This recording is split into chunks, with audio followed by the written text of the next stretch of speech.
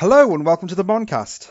A podcast where we watch Pokemon and Digimon in tandem and discuss the similarities and differences that they share. My name's Sam.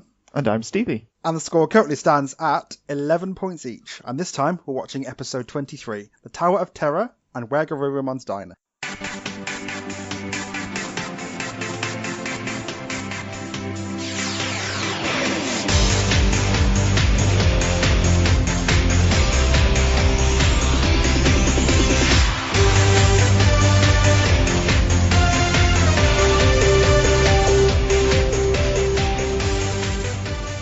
The first episode we are watching this time is The Tower of Terror. The gang find their way to Lavender Town, where they enter a random haunted tower that makes no sense being there and serves no real purpose. When inside, they keep getting scared by the seemingly haunted things happening around them, and retreat outside for safety. Ash steels himself and decides to rush back inside as he is too determined to catch a ghost Pokemon, wherein he almost immediately dies and becomes a ghost himself. Yeah, Ash dies. As he spends time with the ghost Pokemon, he learns to have fun and enjoys flying around the sky and pulling pranks on Misty, who gets worried for Ash, so she re-enters the tower only to find Ash and Pikachu's corpses. Somehow, Ash decides that playtime is over and returns to his body, which has had no brain activity or heartbeat for many minutes and yet somehow suffers no permanent damage from it.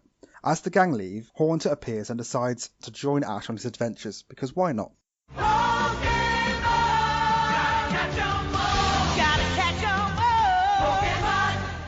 So, this is the episode that I said you'll enjoy.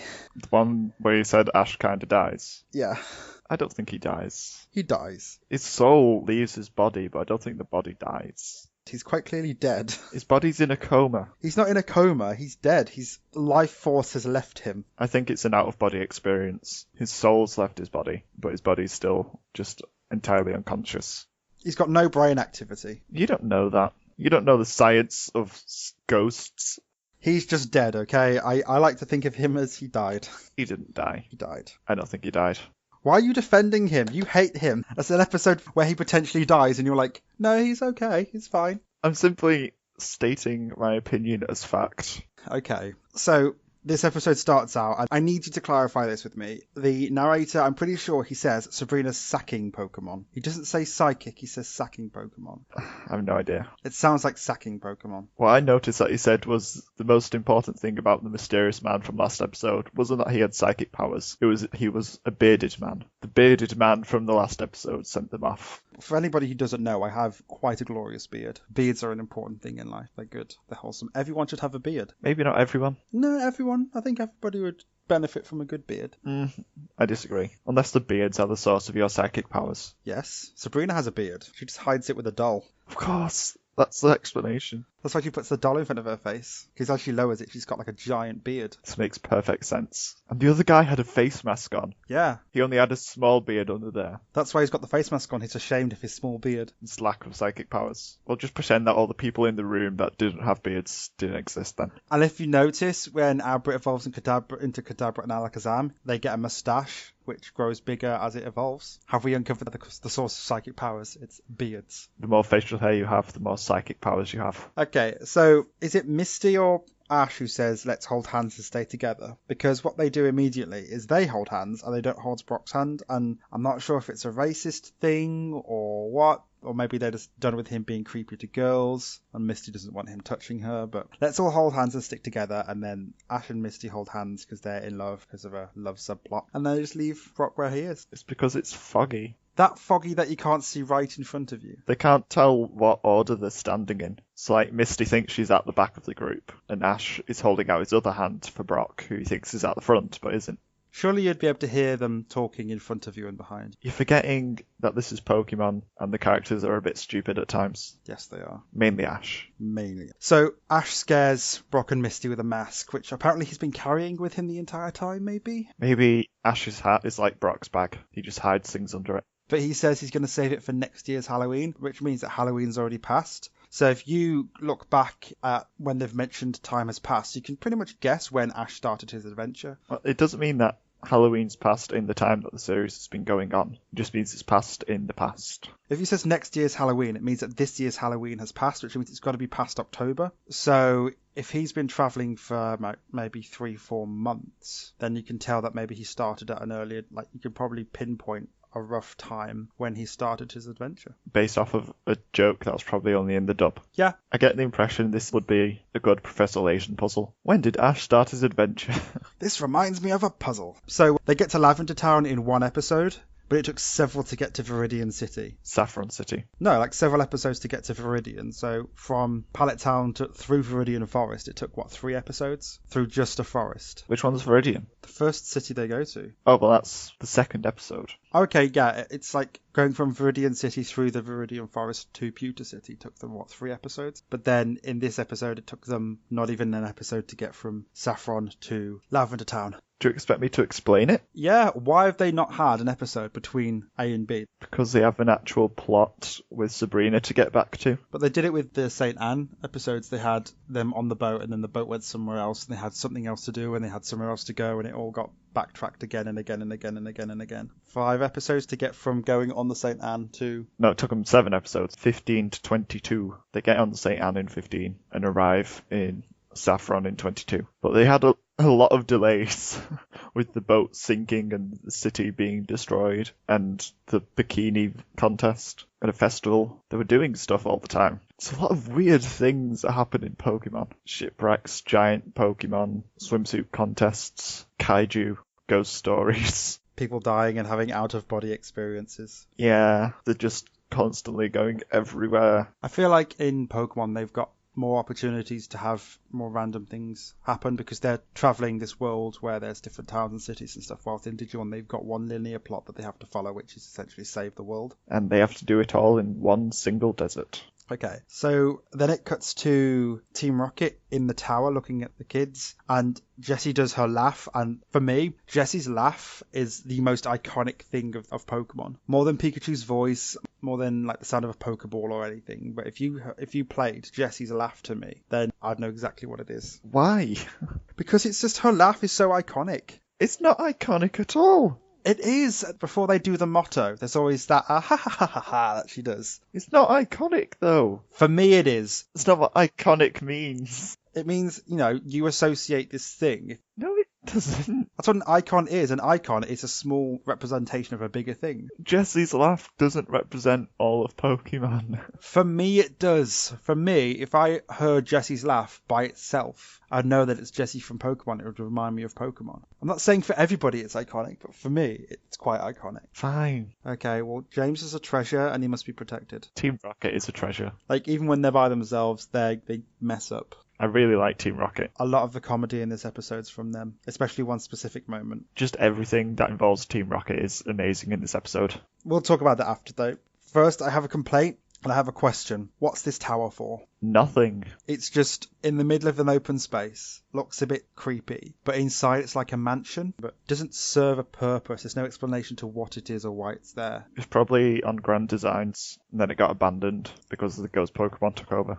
The ghost Pokemon who are just trash Pokemon because they just sit around watching TV shows in a messy room and they are Pokemon after my own heart. I didn't particularly like the Ghost Pokemon. You didn't? No. How come? They got really grating after a while. Like, at first it was like, haha, they're sort of like the Three Stooges. Then it was like, oh, they just keep laughing and laughing and laughing and laughing. What bothers me about this episode is that they know that there are ghost Pokemon. So if they go into a place where there are ghost Pokemon and then spooky things happen, like things are moving by themselves, why are you getting scared and leaving? Because it's going to be the ghost Pokemon. Because they get scared and then they don't think rationally. Yeah, but if you know that there's a ghost type Pokemon that can do ghost type things, they've literally met a ghost Pokemon before who did things like people floating around and everything. So if they come into a place where there are ghost Pokemon and they see dining stuff moving around, they can't be like, oh no, it's all spooky scary, because you can be like, no, it's a ghost Pokemon doing this. It's fine. This is the sort of thing that they do. But no, everybody has to get scared of the ghost Pokemon. Misty gets scared of bugs. That's a fear, though. You can have a fear of ghosts. But everybody has it. Everybody has it and screams and doesn't say it's the ghost Pokemon. They're like, oh no, this place is haunted. I don't know. It's hard to tell if there's a difference between ghosts and ghost Pokemon. There probably is. I mean, we've met a ghost before in this. Probably should be, but Pokemon gives no answers. Okay, I'll ask you a question then. What is electric attack? It is Pikachu's strongest move. Ash asks Pikachu to use electric attack on the ghosts in the hole. This is probably my favourite point in this entire episode, when Team Rocket are down in a hole and you can't see them, and Ash can hear the sound, and it sounds like, I don't know, spooky ghosts for some reason. It doesn't sound like Team Rocket, and he gets Pikachu to use electric attack, which electrocutes them. And then Charmander uses flamethrower or something on them, and then it becomes a little wisp, which is like ghosts can sometimes be seen as wisps, which are little flames, floating flames. So that's what he thinks he sees, but in fact what he's actually doing is attacking Team Rocket. I think it's great. I just love this little moment. In my notes I just put shock first, ask questions later. And then I also put burn first, ask questions later. And then this is the bit where he throws the Pokeball down, it hits Jessie in the face, and all you hear from the distance is, I wonder if I captured it. I just love that moment. It's so good. And then it's like, rest in peace, Jessie's hair. Jessie has short hair now for this one scene. The hair's caught on fire before. And then we meet the ghost Pokemon. I'm pretty sure Gengar's supposed to be bigger than that. Gengar seems quite small. I prefer Haunter. I think Haunter's one of my favourite Pokemon. Haunter's a cooler design, definitely. Yeah, a lot of people I've spoken to have said that they think Haunter looks better than Gengar. And I totally agree. I really like Haunter. Mega Gengar's alright, I guess. So yeah, we meet Gengar, and then Ash and Pikachu die. Or become unconscious and have their souls torn from their bodies. Wherein they die. Your soul is your life force. It's been removed. Haunter has the ability to just remove your life force. There's no science behind souls. We don't even know if souls are real things. 21 grams. What is? How much does a soul weigh? Because apparently when you die, you lose 21 grams of weight. Great. I don't think that's conclusive evidence. I don't think they die. It could be seen as them being dead because they become ghosts. But then also, it could be that they do have an out-of-body experience where they might not be dead. I like to think Ash died because I think it adds a little more levity to the situation where, maybe he's actually dead. Except Ash doesn't care. He's having a great time. It's just like, yeah, let's fly through the sky and pull a prank on Misty. He's not like, I should really go back to my body. What happens if this is causing permanent damage to me? Yeah, he really should be panicking a lot more. Because if their body isn't moving, their body's going to start to, I think it's called atrophy, where your blood starts to coagulate and solidify, and basically you won't be able to move. And if they don't have brain activity, then their brains will start shutting down. So when he comes back, maybe he'll have permanent medical problems. I thought that it was going to swap the bodies so that Ash would be in Pikachu's body and Pikachu would be in Ash's. That would have been hilarious. I wouldn't be surprised in this episode. It's probably going to happen at one point in the series. Probably. The last episode and this episode together has thrown up so many questions about this world. So yeah, they goof around and they play some games, and then Ash understands that all the Pokemon want to do is just have fun and have a laugh and enjoy themselves. And then he's got to go, and the ghost Pokemon are like, no, please stay dead with us. And then returns to the bodies where Brock and Misty have found them and pulled them out from under the giant chandelier which fell on them. Oh, they died from a chandelier, by the way. A chandelier fell on them both. They got knocked unconscious. So yeah, they return back to their bodies and wake up and they're all fine. And then they leave because Ash is like, oh, we can't catch those. There's no way you can catch a ghost Pokemon. They're too silly to catch. And then Haunter just appears and decides, yeah, I'm going to follow you now because why not?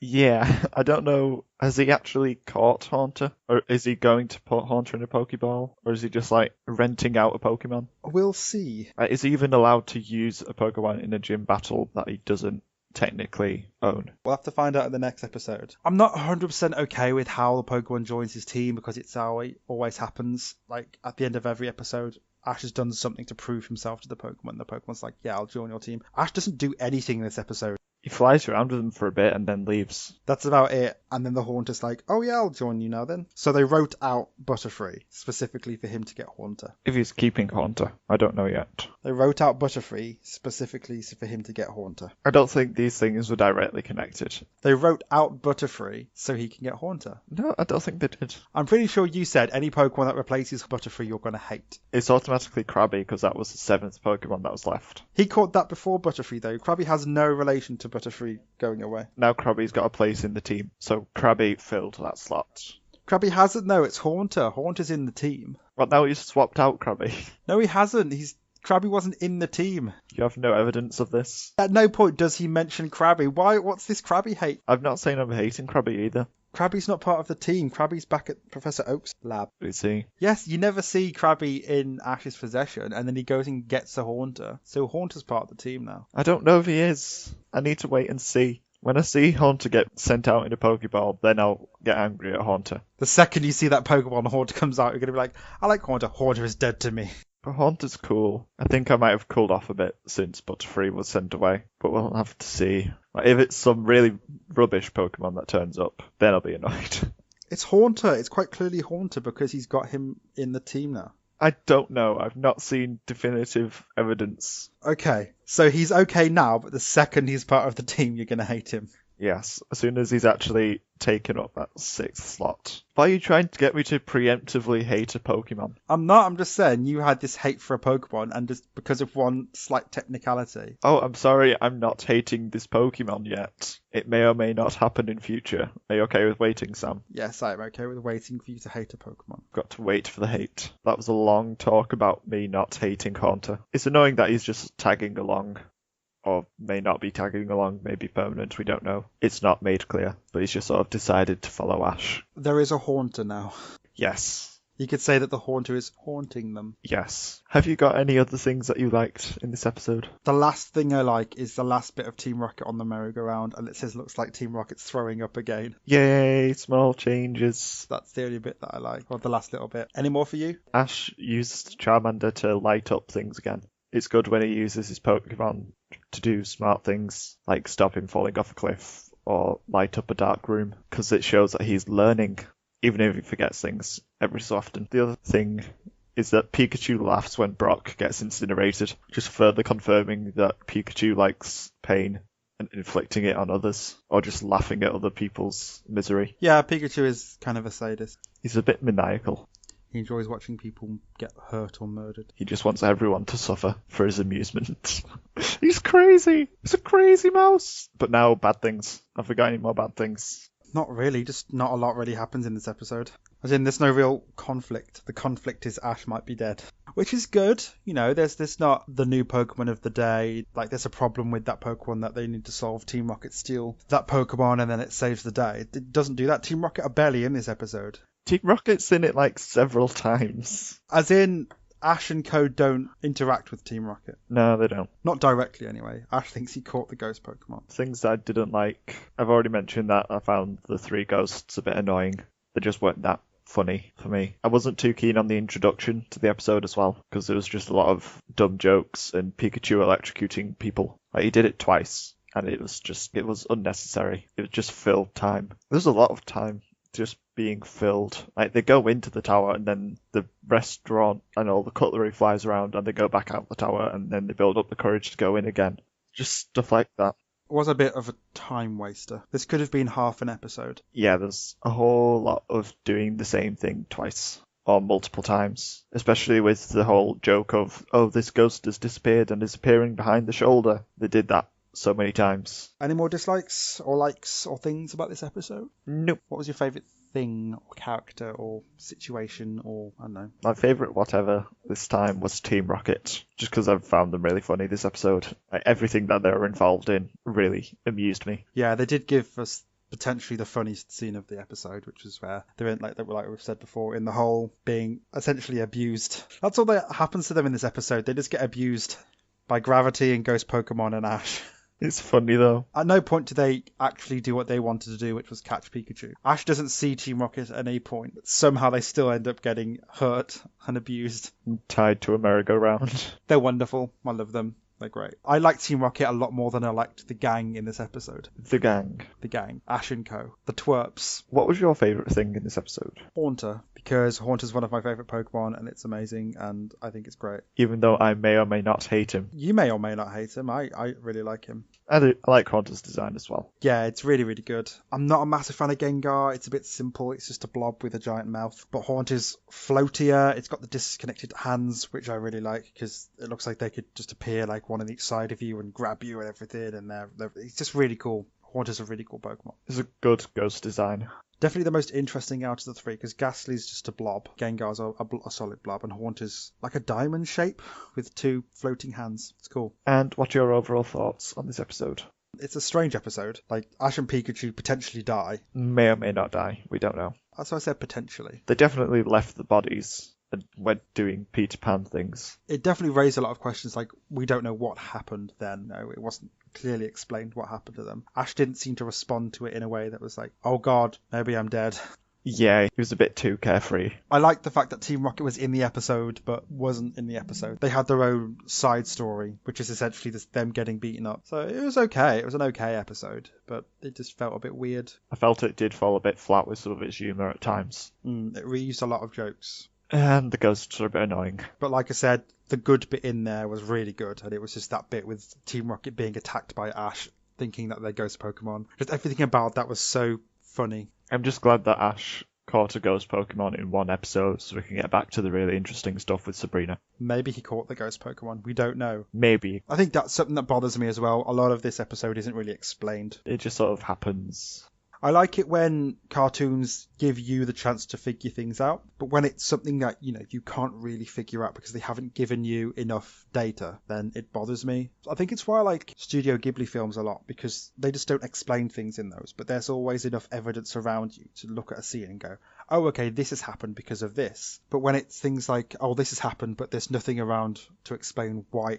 There's no rules in Pokemon. It's just like, oh, this will be a fun idea. Let's do that for an episode. I suppose it has its pluses and its downsides. I didn't expect Pokemon to be so wacky, if that makes sense. Because Digimon's plot is a lot more fantastic. Like, we've got an alternate universe where there are these monsters which evolve and stuff, and there's all these weird bits of real-world technology scattered around, and there are these powers that they all have. They can do different amazing things, and there's time travel and stuff like that. But then Pokemon has these weird things like, oh, all these tentacle combined to become a giant tentacle. There's people getting shrunk down to small sizes using telekinesis. There's a shipwreck where they're at the bottom of the ocean and maybe they'll get out, maybe they won't. There's an island full of giant Pokemon, which are giant animatronic creatures. All these weird things which are so weird, but in these tiny little situations and stories, like, you don't see these things happening again in other stories. You don't see giant Pokemon happening elsewhere. You don't see people getting shrunk down into smaller sizes. The wackiest Digimon's got is falling through a tidal wave into a new world. It hasn't started killing people and making them leave their bodies. It's had a bit of time travel. But even then, that was explained in a way that was okay, that, time works in a different way in the digital world. That time's a lot more compressed, which, that's not that much of a stretch. You could believe that. But you couldn't believe that a regular human being can teleport a person and shrink them down to a really small size just because of psychic power. Shall we move on to the next one? The second episode we're watching is Weregarurumon's Diner. We start off with Matt and Gabumon finding Joe and Gomamon working off a debt in a Digi-restaurant. Matt is forced to stick around by the Mon in charge, Digitamamon, and help Joe with his job. It turns out Demi-Devimon is bribing the Digi-staff into causing accidents, so that Joe and now Matt have to stay there forever. Demi-Devimon manipulates Matt into doubting Joe, and Matt flips out because he can't go to check on TK while it's being kept around. Ty and TK soon catch up though, and fill Matt and Joe in on Demi-Devimon's evil nature. It all kicks off, Digitamamon attacks, and TK is grabbed by Vegemon, only to be saved by Joe, who gets tangled in Vegemon's vines instead. Matt realises that he has to trust and rely on his friends if they want to succeed, which causes Garurumon to digivolve to Weregarurumon and defeat Digitamamon and Vegemon. Finally, the gang splits up into two pairs to go off in search of Izzy, Mimi and Sora, who are still missing. Digimon, digital monsters, Digimon are the champions. Digimon, digital monsters, Digimon. So, what do you like about this episode? I liked Digitamamon. Digitamamon is a cool villain. Kinda cool. I need to tell you that my computer has autocorrected every single spelling of Vegemon to Vegemite. So, it's Digitamamon and Vegemite. Okay, so it starts off with Matt just following the potentially evil Digimon, which is Demi-Devimon, saying, oh, I know where your friend is, or something like that. I can't remember. Was Demi-Devimon leading him on at the start? I thought they just sort of landed and stumbled across the restaurant. I don't remember Demi-Devimon being involved in that part. Oh, no, wait, okay, I know what it is. I know what I was talking about right now. They see Monzemon, Frigimon, and Meramon walking, and they're like, oh, I wonder where they're going. But they've fought all of those Digimon before. Yeah, but they were all under the influence of Black Gears. True.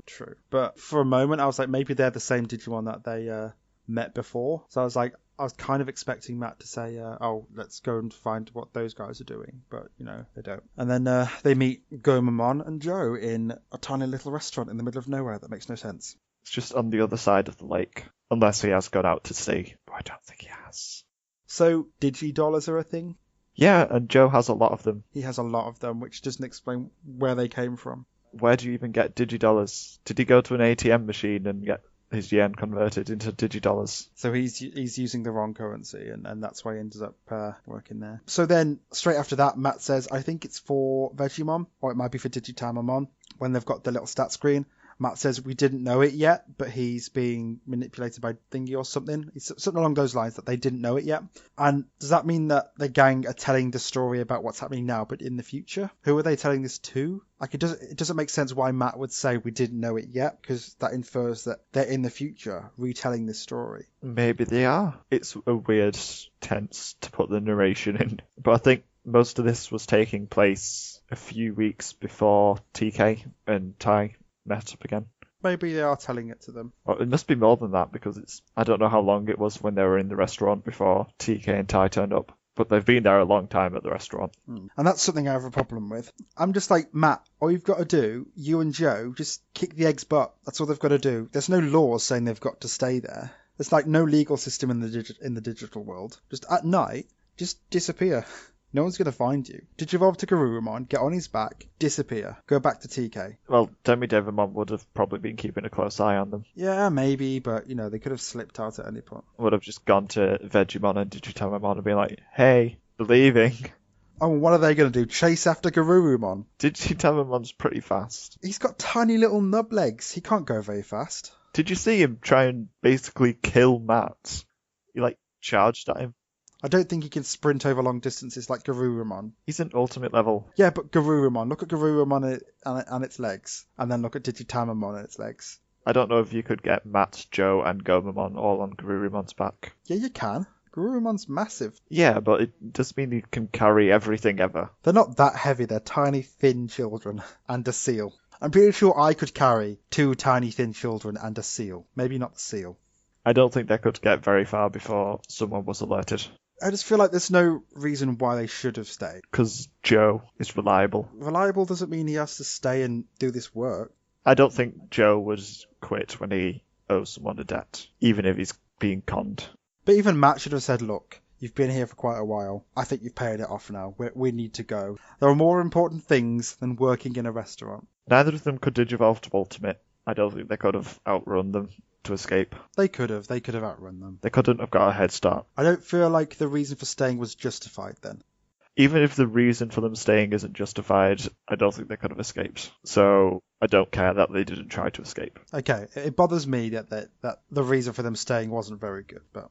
And Mats couldn't just go off alone because Digitamamon threatened Joe. Yeah, but they both could have gone. We've talked about it before. You can talk now. There are a few things I like. Like, I still really like Demi-Devimon and how he's not powerful at all, but he's tricksy. Yeah, I do quite like Demi-Devimon. I like the concept of him. The only problem is, and it's one of the things that I've got, is that Demi-Devimon's story doesn't make any sense. Like, why would Joe make mistakes on purpose to keep them both there, when if they finish the work that they do, they can both leave the place together? Because Matt is dumb and will buy it. Yes, Matt is dumb.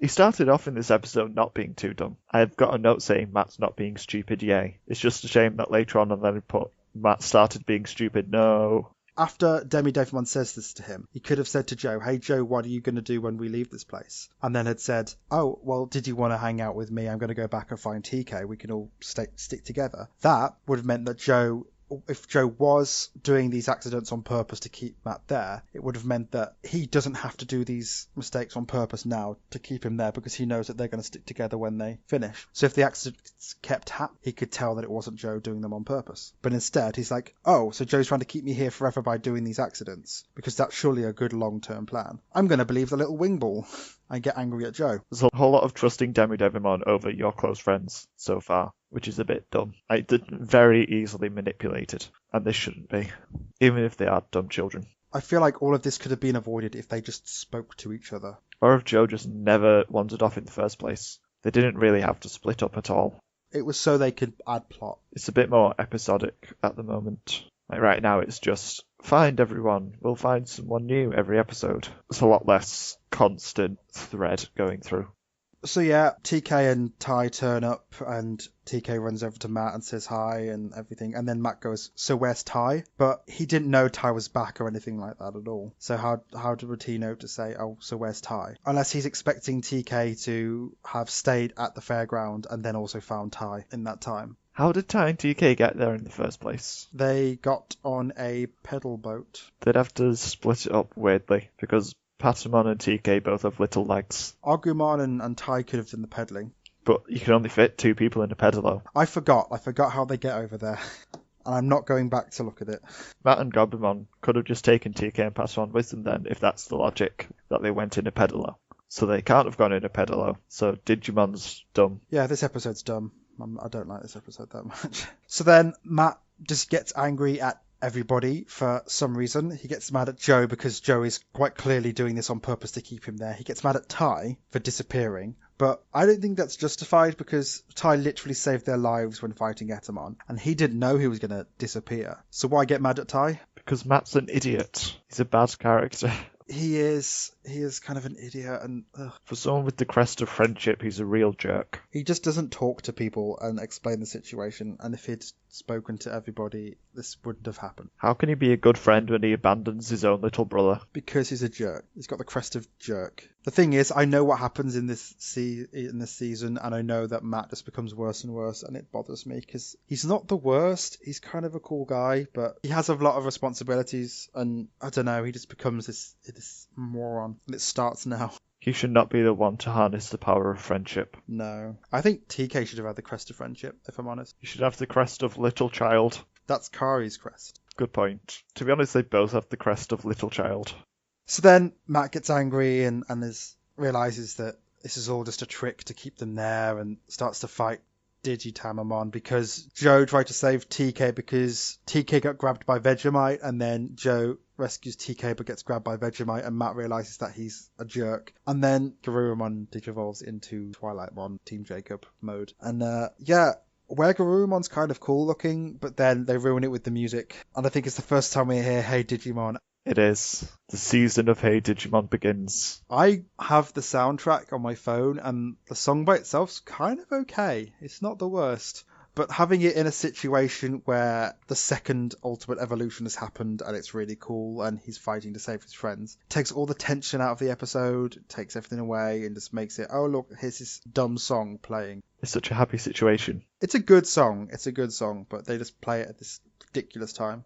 The lyrics are so cheesy. It's just the plot of the first couple episodes. It's the cheesiest Digi song. It's good though, it's good. But we know that like 99% of the time when it's played, they've won. That is basically the signifier for this arc. We would guess that anyway, because they're not going to lose in one of these small in-between episodes of the actual important stuff.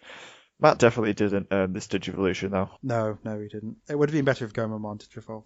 Yeah, Joe was pretty reliable, apart from all of the being sabotaged. Yeah, Joe showed the properties of being a friend more than Matt did. Joe risked his life to save TK, and Matt just stood there being an edgelord, being all like, "Urgh, feelings, urgh."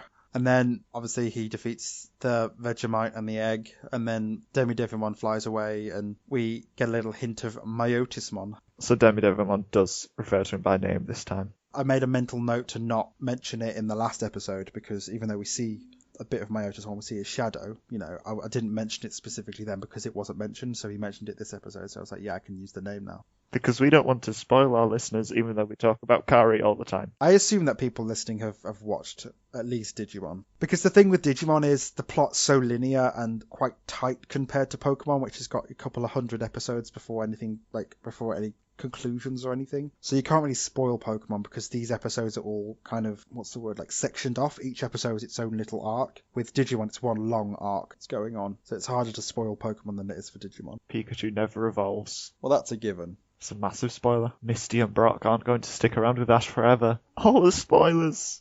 Butterfree never comes back. We don't know that. I'd be very surprised if Butterfree came back. We're a bit off topic. We were talking about Matt being bad, and this episode not being very good. Yeah, and Myotismon being there. So Demidevimon's plan to keep the kids at the restaurant was a dumb plan. It wouldn't have worked in the long term because there's only so much time they would have stayed there for. Can you just imagine them both as old men still there? Just like, we need to repay the debt. But Joe keeps smashing dishes. We've been here for 60 years. Anything else you want to talk about in this episode, or are you done? Because I'm done. Like I said, I'm not a massive fan of this episode. They split up into two pairs at the end of the episode. I can't really remember the next episodes that well, but I'm not sure whether that pays off, like if the writers write better stuff because it's less people, or if it's worse, or just not as interesting because it's not the big group dynamic anymore. So I'm not sure whether or not the splitting up will be good in the long run, because it worked so well the first time. It does sort of hint that the next couple episodes aren't going to be about both of the groups at the same time. You can pretty much assume that the next episode is going to be about one group and the episode after that's going to be about the other group. Anything else? One thing that I do like about Matt is I like the harmonica music, because it's just nice bluesy music. I like that sort of music from Cowboy Bebop as well. It's a good character trait to have when he needs to go and clear his head and think about things. He just can go away and play music. He can be all emo on his own. He could portray his emotions without him having to say, oh, I'm all broody and angry at the moment because of all of these things. He can just be playing music. Favourite character or thing? I'm going to say Digi-tablemon, because I liked him as a side villain. He had good motives because he was being bribed by Demi-Devimon, and when the plan stopped working, he genuinely tried to kill Matt by ramming into him, and he put up a good fight as well. I've written no one this episode is dumb and the kids are dumb, but I'm going to change that. It's a thing that I think I kind of like because it's just awful. The plot point of a brick being removed so that the potatoes fall on the floor, which will keep them there for weeks, apparently, says Demi-Devimon. Potatoes, which come from the floor, which before you prepare them, you wash the dirt off them, they're going to fall on the floor where the dirt is, and that's going to keep them there for weeks. It's still an accident. But it's just so dumb. It's like the potatoes that came from the ground are now on the floor where they can be picked up and everything will be fine, but they're going to add weeks of work to it, to the debt. So I guess I could say my favourite thing in this episode is Sora, because she saw how dumb that plan was and was like, no, we shall have none of that. Actually, yeah, I think my favourite thing in this episode is probably Sora, because it shows that she is doing things to help people, regardless of how kind of dumb the plan is that Demi-Devimon has. She's sort of being a guardian angel for everyone, because she's just constantly ahead. I hope she doesn't turn up in both of the next two episodes, because she can't be in both places at once, and that'd be really dumb. I think maybe it would have been better if Matt was doing what Sora was doing and helping her friends, and Sora was doing something else. Something else, like not being a background character. Yeah, I definitely feel it would have been nice if Matt was the one going around and fixing people's problems from the sidelines, because that's what you do for friends, because he's expressed a friendship. Overall thoughts? A bit rubbish. Yeah, I'm not a fan of it. Like I said in the last episode, I don't like it when people are really easily fooled by something or someone who is quite clearly lying to them, or the situation is something that you could easily say, oh no, that's dumb. But no, they believe each other and they turn on each other without very little coercion. It's just a very bad Digivolution episode. Matt doesn't really show that he's a good friend at all. He just distrusts Joe. TK gets in trouble and he flips out at Tai. The staying there is kind of him showing us a good friend, but a good friend would probably have said, look, I'm staying here to help you. Can you stop doing these accidents? And if Joe had said, I'm not doing them on purpose, they could have had the conversation where he's like, these things just keep happening. And then he could have said, well, this tiny little ball of devil has been around and saying that you're doing it on purpose. Well, no, I'm not doing it on purpose. That's a dumb idea, Matt. Why would I keep you here by doing this when we can go do our own thing after we've paid off the debt? Oh yeah, that is a dumb idea. Maybe the little ball lied. Oh yeah, maybe it did lie. Maybe it's trying to keep us here for some purpose. Oh, it is kind of a big trick. Oh, we should go and find TK now. Problem solved. It's a bad episode. Yeah, it's a bad episode. Now it's time for Mono a Mono, where we talk about the similarities and differences in these episodes. Monster of the week. What's your monster? I'm going to say Charmander, because it's funny. We don't see it very often, but I do like when Charmander turns up and burns people. Especially Brock, because Brock's a pervert. That's just out of the blue there. Especially Brock. Filthy pervert. Charmander's really cute as well. Yeah, Charmander's adorable. It's afraid of the ghosts, and it does fire attacks at Jesse and James. Mine's also from Pokemon, and it's Haunter again, because Haunter's pretty cool. It's got probably the best ghost design out of all the ghost Pokemon, full stop, even in other generations, because it is just a gaseous blob of a thing. It's cool. Which episode do you think had the best storyline? Pokemon, even though it was a bit wacky. Yeah, Pokemon's was a bit all over the place, but at least it made more sense than Digimon. There was no serious flaws in the plot. There was just some things that needed clarifying, like, maybe is Ash dead or not at the moment, but that's just minor plot points. It was a bit silly and goofy. I think that sort of sums up the whole Pokemon episode is goofy. But it made sense, and it didn't make us hate one of the characters. Like, the worst thing about the episode is probably just the fact that the ghosts aren't very entertaining.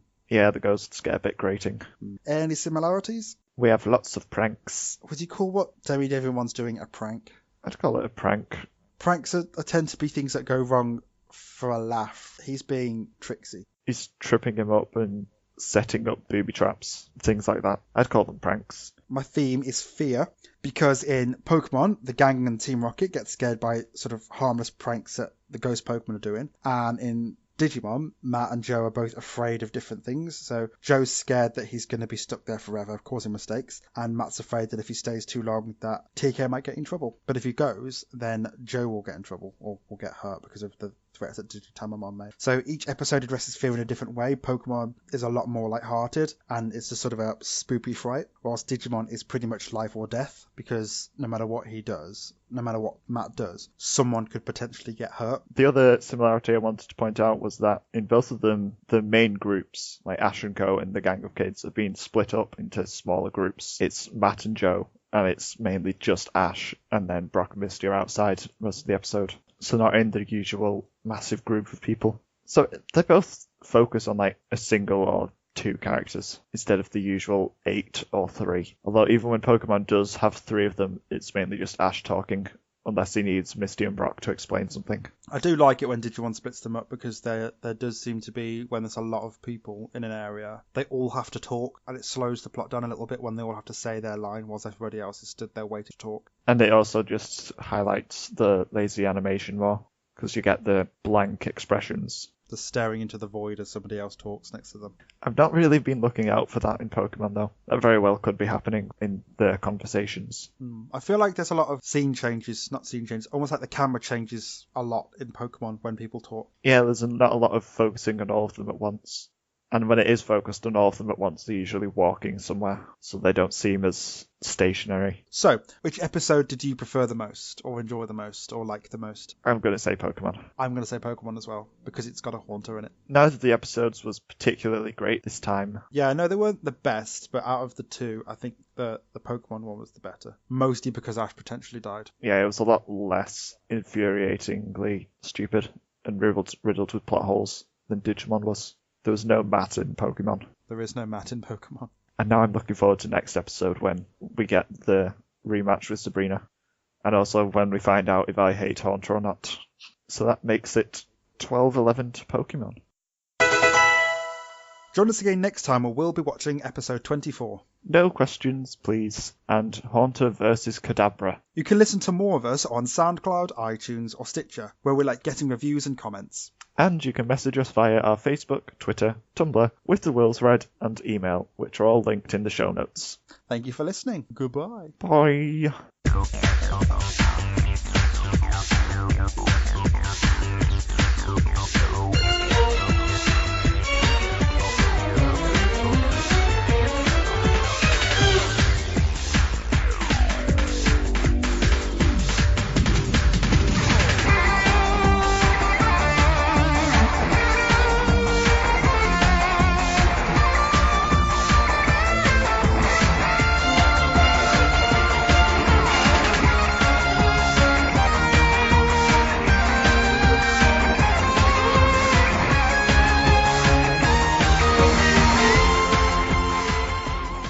They just want to swing from a chandelier.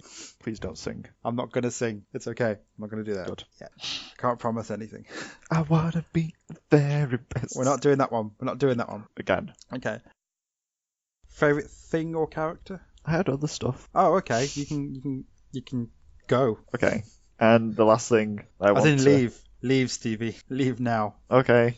See you next week. Bye. Bye. Butterfree. Honestly, I'm going to do the outro there a little bit. I think I might do a little bit of the outro. No. I'm going to do that. No. Which is delicious, by the way. If you've never had it. I've never had it. I don't even know if I nice. like Marmite, because I've not tried Marmite's good. it. Are they actually connected things? Sort of. They taste a bit different. And so is Bovril. Bovril's like a beef-based one, but you can make nice drinks out of That just sounds like someone's butler. Bovril. Bovril. Fetch my Earl Grey, please, Bovril. See, it works. Honestly, it's like imagine, like, this is going to sound weird, but like imagine like a meaty cup of tea. Yeah, that's basically what it's like. You just have, it's like the Marmite paste, but you put it in your cup and then you put hot water in it and you mix it. And it's like a meaty, brothy cup of tea. Great. Bovril. What the hell What the what? is this noise? What noise? Can you hear this? No. I can hear you clicking. Hello? Hello. The hell was that? The hell was what? Didn't you hear that? No. There was a child's voice saying, I feel as clean as a washed potato, not even joking. And then some sort of theme music started, and then it's gone. What? Honestly, you need to listen to my recording at about 1 minute, 1 hour 23. 1 hour 23. It just happens. I don't know what happened. I was like, what is this? Out of nowhere, there was a child saying they feel as clean as a washed potato. I don't know what happened. I'm scared. It happened and then it stopped. I've not clicked on anything. Nothing has changed, but this noise has happened. Is it not your phone? No, my phone's in front of me on silent, and it's not that it was through my headphones. It's the ghost of the Digimon episodes. I don't know what happened. Oh god, that's terrifying. That sounds creepy. Just wait, you'll see it, and I don't know what I'll happened. hear it. You'll hear it then. You'll hear it. You can just hear my confusion of what's going on, what's happening. I don't like this. No. It's not even a phrase. As clean as a washed potato. I'm looking up clean as a... Oh, it comes up in Google. It's an Andrex ad from 2014. What? Have you got Chrome open? No. Then No. how? I don't know what happened. Why is this advert for Andrex on 2014 just played? Oh god. We are not sponsored by Andrex. This should not be We're happening. not. I'm scared.